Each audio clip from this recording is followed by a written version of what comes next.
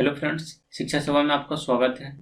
देखिए, हम लोग फिजिक्स के सीरीज को आगे बढ़ाते हुए फिजिक्स के एक नया चैप्टर ध्वनि तरंग यानी साउंड वेव को स्टार्ट कर रहे हैं, जिसमें ध्वनि तरंग से संबंधित हर एक पॉइंट को एक कंसेप्ट के साथ डिटेल में डिस्कस करेंगे, जिससे हर एग्जाम में 3 से 4 क्वेश्चन आते हैं।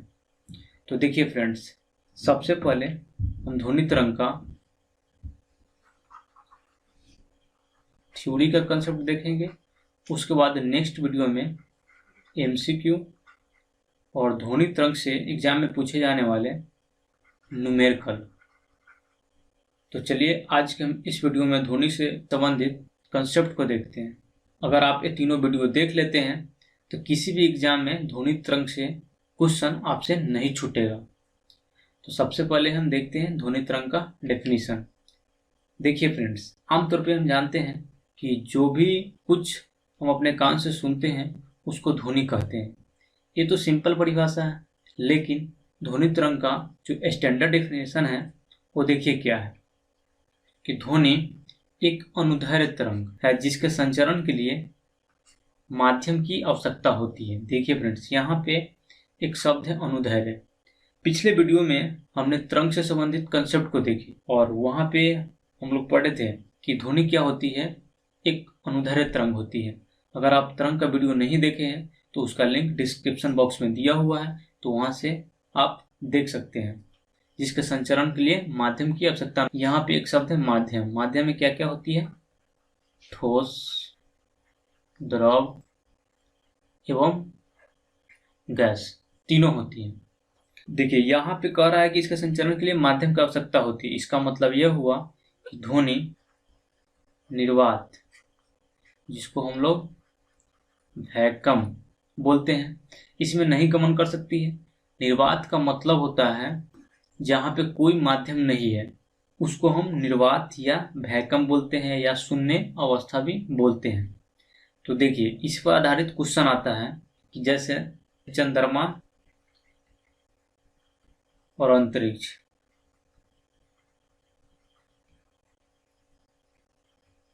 देखिए, चंद्रमा और अंतरिक्ष में क्या होती है, हमको आवाज सुनाई नहीं देती है। इसका कारण क्या होता है? इसका कारण यही होता है क्योंकि चंद्रमा और अंतरिक्ष में कोई माध्यम यानी वहाँ पे वायुमंडल नहीं होता है, जिसके कारण हमें वहाँ कोई आवाज नहीं सुनाई पड़ती है। तो इससे क्वेश्चन आता है कि चंद्रमा पे ध्वनि क्यों नहीं सुनाई देती? तो इसका कारण है कि वहाँ पे कोई वायुमंडल उपस्थित नहीं है, जिसके कारण चंद्रमा और अंतरिक्ष में हमें ध्वनि नहीं सुनाई पड़ती है। अब हम ध्वनि तरंग से संबंधित कुछ पॉइंट्स को देखते हैं। देखिए, पॉइंट्स क्या है, आपके दिमाग में जरूर आता होगा, आखिर ध्वनि कैसे उत्पन्न होती है, इसका क्या कारण है। तो देखिए फ्रेंड्स, ध्वनि उत्पन्न होने का एक ही कारण है। वो कारण क्या है? कंपन यानी वाइब्रेशन। अब हम एक पॉइंट से देखेंगे, आखिर मनुष्य कितना हर्ट्ज तक का ध्वनि को सुन सकता है। तो देखिए फ्रेंड्स, मनुष्य यानी एक आम आदमी की जो ध्वनि सुनने की क्षमता होती है, या मनुष्य की अगर हम कहें श्रवण सीमा,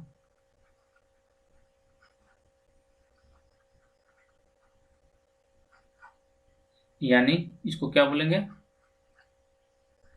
फ्रीक्वेंसी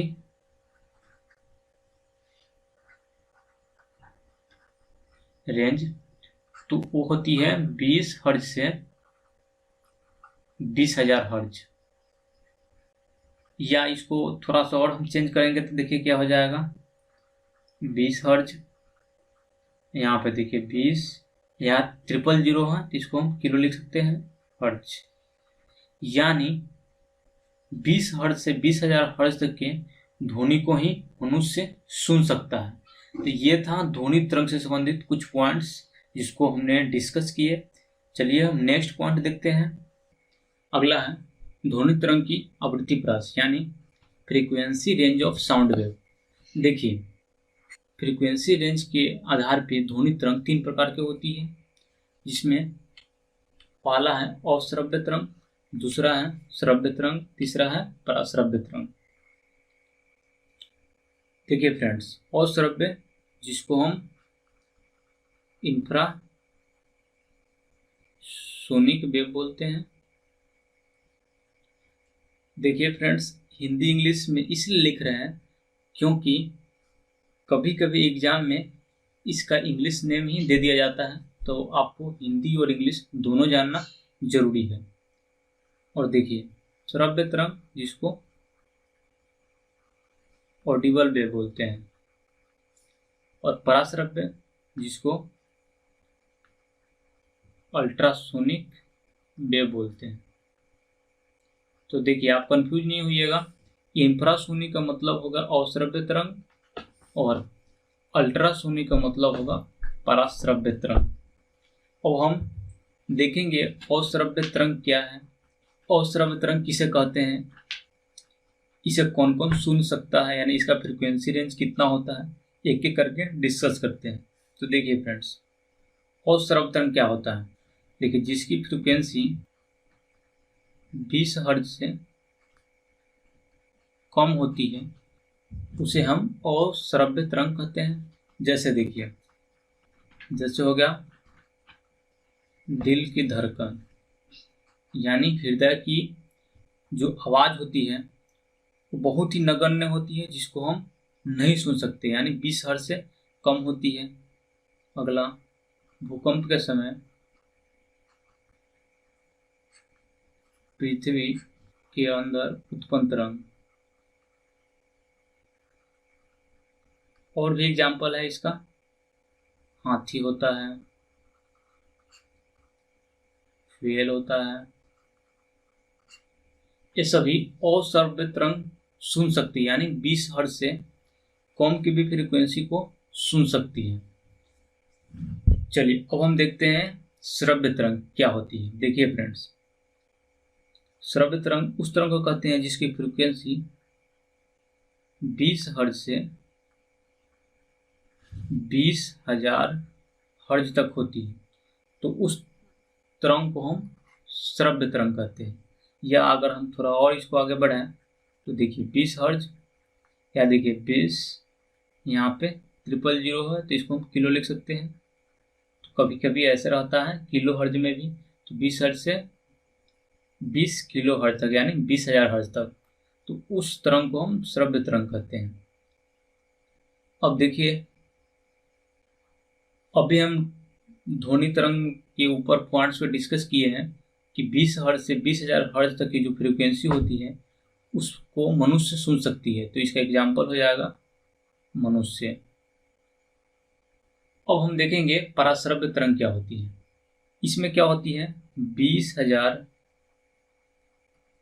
हर्ट्ज से अधिक फ्रीक्वेंसी,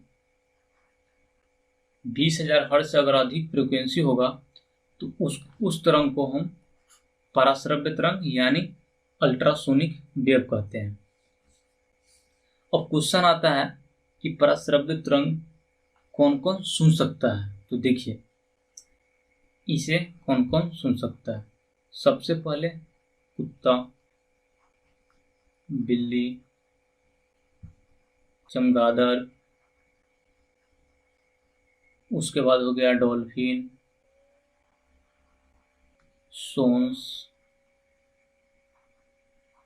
ये सभी पराश्रव्य तरंग का उपयोग करती है, यानी 20,000 हर्ट्ज से ऊपर तक के ध्वनि को सुन सकती है। ये था पॉइंट्स। अब देखिए, एक और क्वेश्चन आता है पराश्रव्य, जिसका उपयोग पूछ लिया जाता है कि पराश्रव्य तरंग का इस्तेमाल कहाँ कहाँ किया जाता है। ये तो पराश्रव्य तरंग को सुन सकता है, और पराश्रव्य तरंग का इस्तेमाल यानी उपयोग कहाँ कहाँ किया जाता है। देखिए, इसका उपयोग बहुत इम्पोर्टेंट है, तो हम इसका उपयोग देख लेते हैं। देखिए, पहला जो इसका उपयोग है सोनार में, यानी सोनार जानते हैं जिसको हम आगे भी डिस्कस करेंगे, लेकिन यहाँ पे इसका पूरा नाम जान लीजिए क्या होता है। इसका पूरा नाम होता है साउंड नेविगेशन एंड रेजिंग। दूसरा, गठिया के इलाज में, तीसरा EEG मतलब मस्तिष्क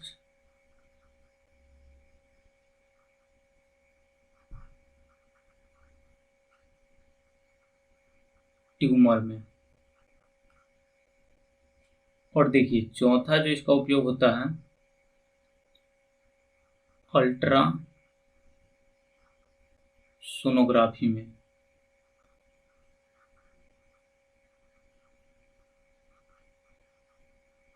अब देखिए फ्रेंड्स, सोनार जिसका हम पूरा नाम बता चुके हैं, ये क्या होती है, पराश्रव्य तरंग का इस्तेमाल करती है और जो जल के अंदर जो भी जलयान या समुद्र की गहराई होता है उसको नापने में इसका इस्तेमाल किया जाता है।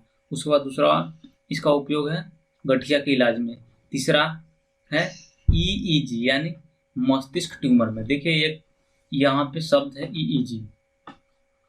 EEG इसका मतलब होता है इलेक्ट्रो इंसेफेलो जिसे होता है ग्राफ। यानी क्वेश्चन ये भी आता है कि EEG किससे संबंधित है और यह कौन से तरंग का इस्तेमाल करता है। तो किससे संबंधित है, देखिए मस्तिष्क ट्यूमर से संबंधित है। और कौन तरंग का इस्तेमाल करता है, पराश्रव्य तरंग का इस्तेमाल करता है। और अगला है अल्ट्रासोनोग्राफी। देखिए ये क्या होती है, अल्ट्रासोनोग्राफी क्या होती है, एक डिवाइस है जिसका इस्तेमाल अल्ट्रासाउंड में किया जाता है। अल्ट्रासाउंड करके ये पता लगाया जाता है कि जो जन्म लेने वाले बच्चे हैं वो बेबी है कि बॉय है, इससे पता लगाया जा सकता है, जिसमें पराश्रव्य तरंग का इस्तेमाल किया जाता है। तो ये था अश्रव्य, श्रव्य और पराश्रव्य का डिटेल। चलिए हम नेक्स्ट देखते हैं। अब हम देखेंगे ध्वनि की चाल यानी स्पीड ऑफ साउंड। देखिए फ्रेंड्स, आपने जरूर सुना होगा कि कभी कभी हमें आवाज़ धीमा सुनाई देती है, कभी कभी हमें आवाज़ तेज सुनाई देती है। गर्मी में ज़्यादा या धीमा सुनाई देती है, बरसात के दिनों में ज़्यादा सुनाई देती है। तो इसका कारण है कि जो ध्वनि की चाल होती है विभिन्न माध्यम में अलग अलग होती है। देखिए जो माध्यम की प्रकृति पर निर्भर करती है, न कि आवृत्ति पे। यहाँ पे देखिए एक शब्द है माध्यम। तो माध्यम देखिए क्या क्या होता है, ठोस, द्रव, गैस, इस पर डिपेंड करती है। यानी अलग अलग माध्यम में ध्वनि की चाल अलग अलग होती है। इसको हम एक फिगर से समझते हैं। ये जो फिगर है वो ठोस का है यानी सॉलिड। ये जो फिगर हुआ द्रव का।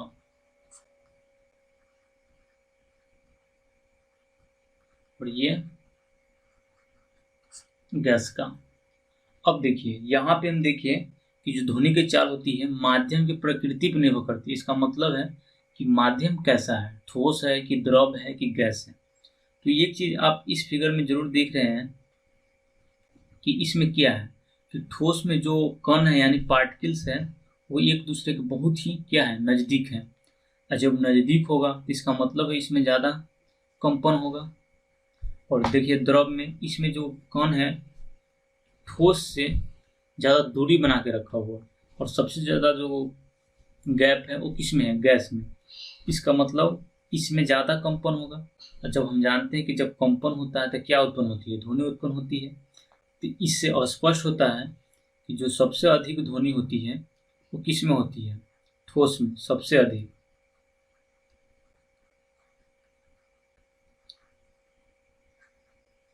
या ध्वनि की चाल अगर हम कहें सबसे ज़्यादा किस में होती है, ठोस में, और सबसे कम किस में होती है, गैस में।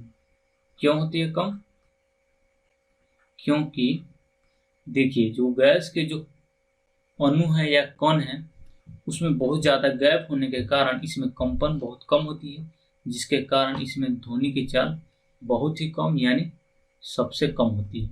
सबसे पहले ठोस, सबसे अधिक, उसके बाद द्रव, उसके बाद गैस के हो जाएगा।